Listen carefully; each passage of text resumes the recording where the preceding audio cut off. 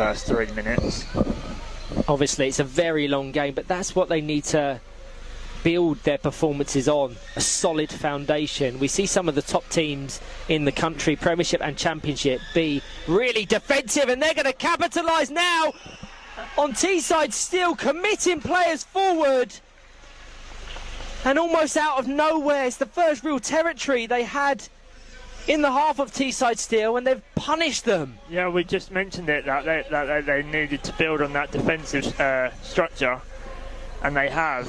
And the coach, Graham Mulgrew, is shell-shocked at the moment. No, absolutely brilliant. Riley Priestley, I think, got 7 goals last season when doing the predictions as to where teams would finish in the 25-26 Championship. I had Nottingham Forest finishing bottom as Oscar Mulgrew finally finds a way through and manages to find the equaliser. It's Nottingham Forest 1, Teesside Steel 1. He looks angry, Mulgrew. He's not happy with the result. He's got his side. The standards that he hit and set last season, Oscar Mulgrew hasn't quite found a rhythm in this game. Does well to pick out Isaac Murray. Likewise, Jamil Khan engages it with a 180. That is a beautiful goal. Gets a round of applause from Graham Mulgrew. And that's the quality we talk about. It doesn't always go their way, but they can break and do so clinically. It was the exchange passes with Oscar Mulgrew and Isaac Murray out to Jamil Khan, who just patiently waited, and Toby Maurice was little more than a bystander to watch that go over his goal. A minute and a half before the half-time break, Teesside Steel finally have their lead. Been so fast, you just don't know where it's going to bounce. It's very hard to control. But in reference to your point, Ryan, about Nottingham Forest playing well, you can definitely see them improving on last season. 11th place finish.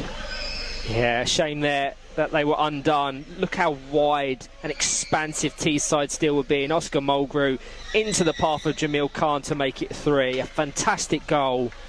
And that is more like the Teesside Steel we've come to expect. Jamil Khan with another goal. Oscar Mulgrew with the assist. Relentless in terms of pressure. And you're seeing how wide the Teesside Steel setup is. But Forest do well to prevent their 4th.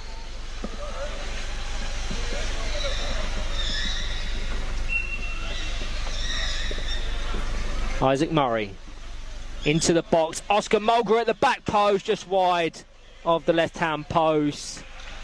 Toby Maurice would have had it covered, but they're finding those pockets, they're finding those channels. 7-goal haul.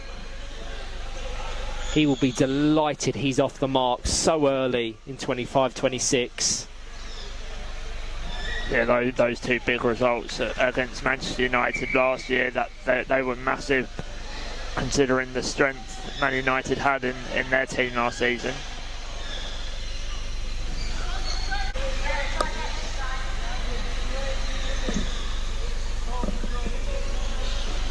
Isaac Murray, nice pick off from Jamil Khan. No one there that teams in this division possess. Yeah, they would want to come back up straight away as well.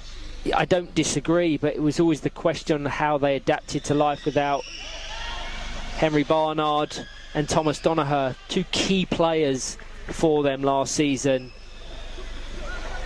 But they've developed their squad of players. I don't think they've brought anyone in. And I like it when that happens, when a team sees players depart them and then look to upskill rather than recruit. But had he stayed in reverse and arced his run, anticipated a little bit more, I can't fault it really. I'm a big advocate for staying in reverse, but I understand why he drove onto that, but he needed to anticipate it, which sadly wasn't there.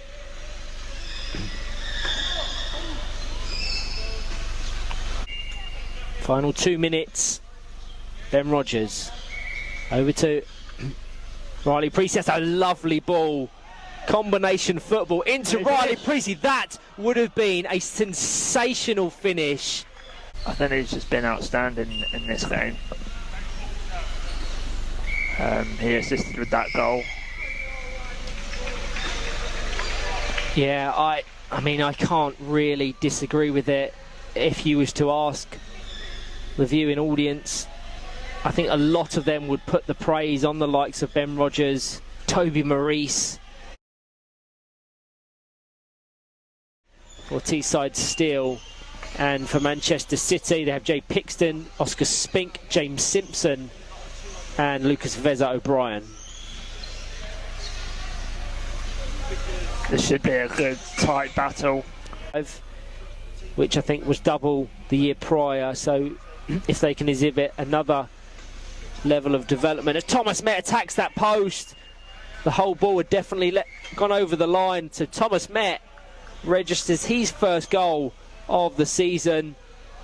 It was a nice assist from Oscar Mulgrew just to guide the ball into the path of the Teesside number 8.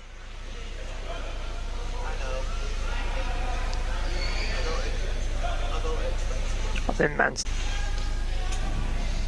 Manchester City goal kick. Down as far as Isaac Murray, who gets his first real involvement 12 minutes in.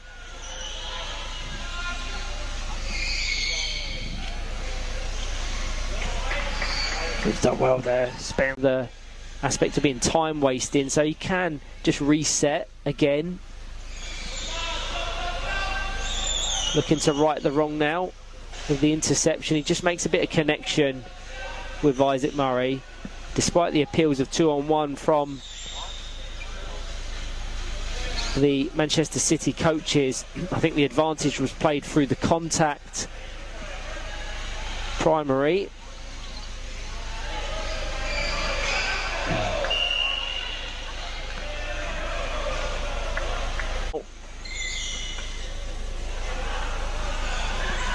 Good follow-up effort from Oscar Spink into Oscar Mulgrew.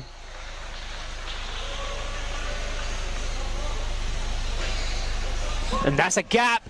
It's going to trickle from one end to the court to the other, and they find it. An equaliser out of nowhere. Incredible stuff from Manchester City. Just slotted between Isaac Murray. James Simpson hesitated to engage, and in doing so, Manchester City are straight back into this. We saw this earlier today, Ryan, against Nottingham Forest. There's absolutely no need for the keeper to push up that far, especially when you're only 1-0 up. You know, you want to protect that 1-0 lead, especially 5% into the game. 1-0. You would have taken that at the start of the match. The question now is, as Sebastian Spink has changed this game for Manchester City, just clean connections which not only relieve pressure on his defence but ask questions of the Teesside Steel defence. The question for Manchester City now is, do they maintain this style of play which comes with elements of vulnerabilities in defence because of the committing players forward, or do they look to just ensure their defensive shape and try and get a point? If it was me, I would be looking to just try and get a point out of this. You understand that comes with them having to absorb a lot of pressure and a lot of chances because they're sitting back. As James Simpson now, if the option's there, why not go for it?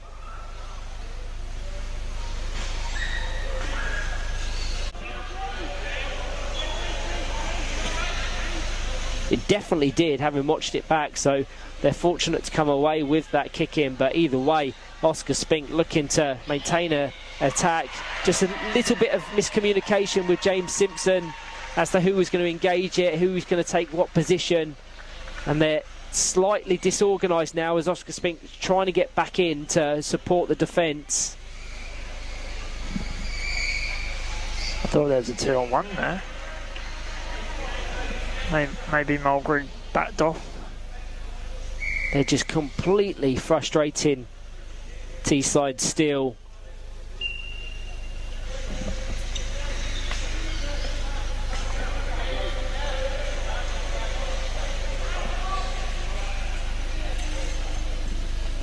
Isaac Murray down to Oscar Mulgrew, cushioned by Jay Pixton as Jamil Khan engages it in the 1-8 and changed their outfield free. But Jay Pixton tends to play every second of every game, and you can see why. He's going to be tested here as it goes to Jamil Khan, over to Oscar Mulgrew, saved by Jay Pixton. Just out of ideas. Oscar Spink up the court, sensible. He's going to call Charlie Connolly into a defensive save. Gets a big round of applause. Opportunity just doesn't quite get the timing and or connection. Pick off from Seb Spink. They've just been pulled out of their shape a little bit. But Jamil Khan can't locate Isaac Murray. We are fast back to what we've said time and time again. This division, anyone can beat anyone. Truly believe that. I don't think that's a statement you can apply to the Premiership. I don't think you could have really applied it to the Championship last season, because there was a big discrepancy with the top and the bottom. But this season, what we've seen in game week 1 so far has proved that to be absolutely the case, as Oscar Spink just trying to read Isaac Murray.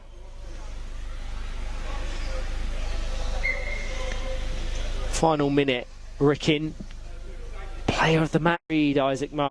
But this season, what we've seen in game week 1 so far has proved that to be absolutely the case, as Oscar Spink just trying to read Isaac Murray.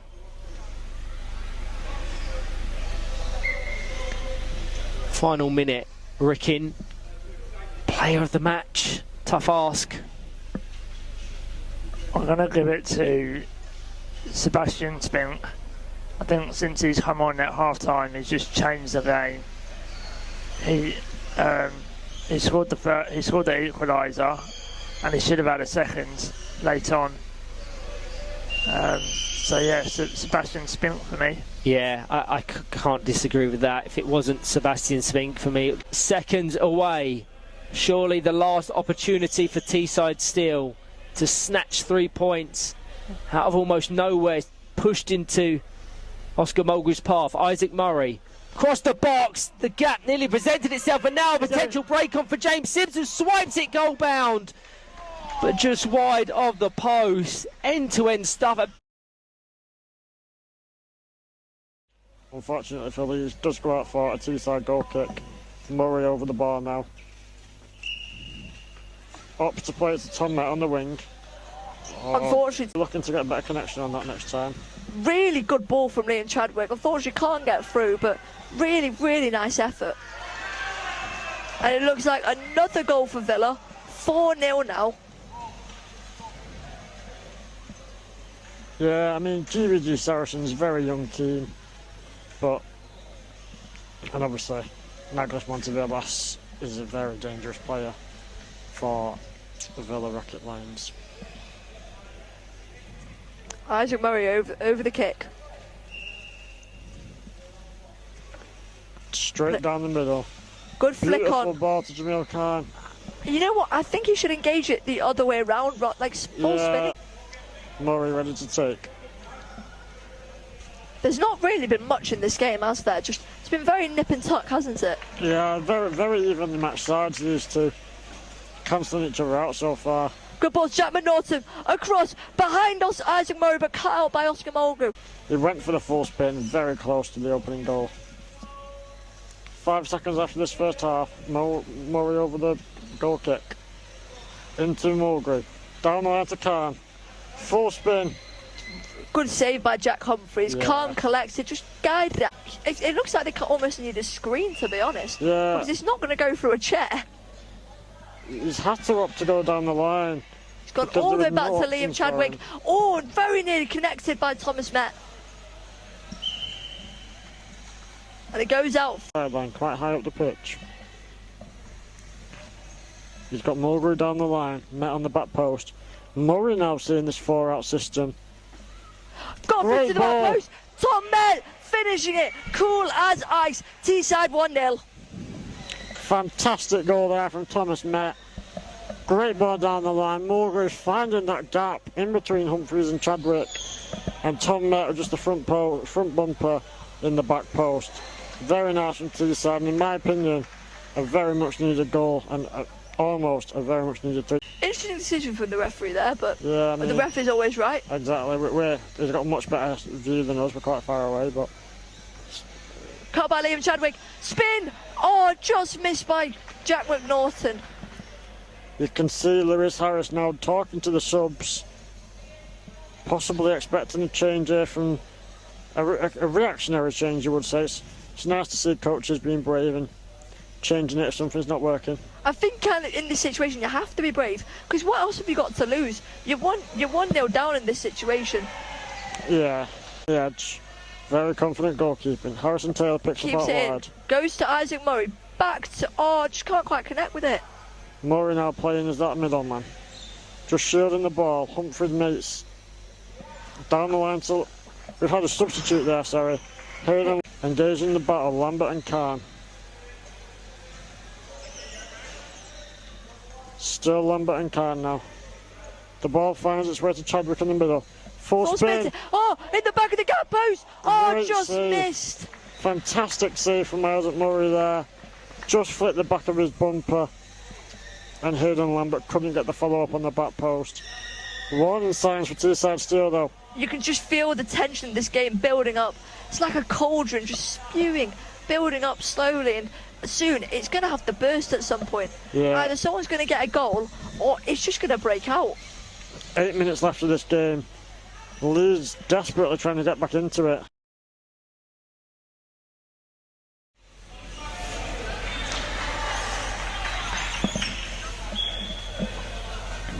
Burnett. I said, really pleased to see him in the National League. Started down at Solent. Me and my dad.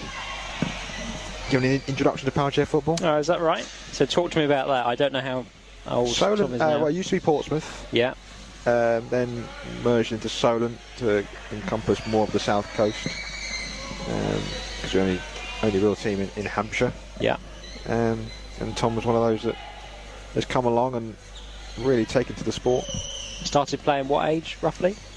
You're going back a while, aren't you? I think we're just after COVID, at least for a good 3 or 4 years. Okay. They've been young. It was a really young group at Solent, which Isaac Murray will take.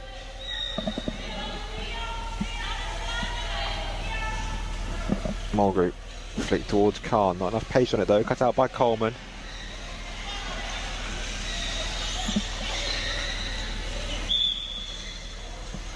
Teesside Steel 0, Norwich City 0. No real goal mouth action to talk about so far. Nope, not yet. Not yet. Sometimes it can be the last game of the day, just a lack of energy a little bit. Mulgrew, can he get there? No, it's too close.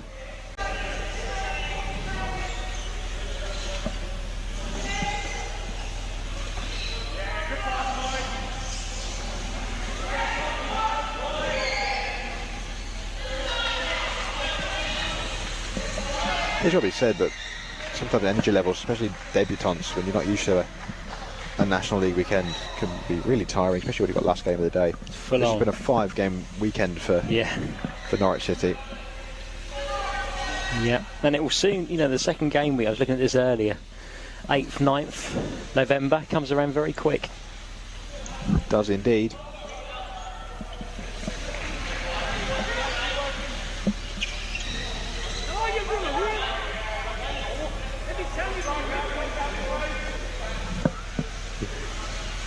See, on that point about that, we have to understand that mentally and physically there's an exertion that happens as we go through it, which we'd expect at the elite level of sport. That would be nothing other than what I expect, but it's really important that we understand that. And recovery times really important. Yeah. You will know all this all too well. I should do.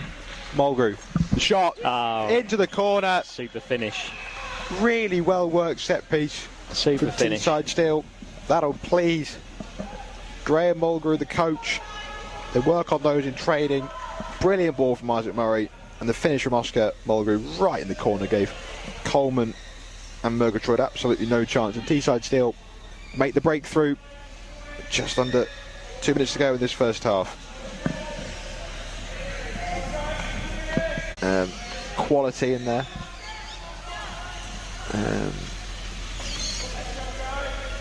I think those are in communication. I'll say communication. Did I say communication? Cohesion, understanding, quality, communication, and belief. There's 5. Nice. Don't have time to do playing, commentating. Don't have time to be coaching. Not well. right now. No. But I'm hoping you're involved in the sport for an awful long time, my friend. I'm not planning on going anywhere anytime soon, that's for certain. As that charge good. Comes to Jamil Khan at the far post, ball across, Tom met the poacher. As you said. That's a classic poacher goal, isn't it? That is 2-0 for Teesside Steel.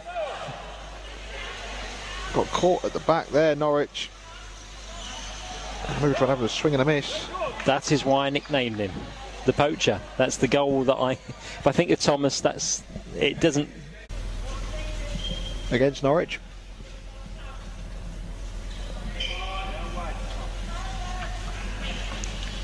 How are you feeling about the Prem season starting, Greg? Yeah, good, yeah. I mean, a bit weird knowing that I actually won't be here for the start of it. Because he caught next door as well.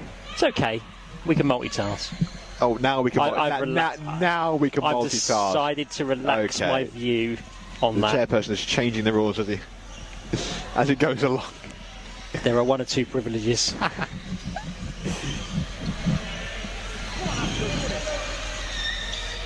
Mulgrew. They come to Jamil Khan.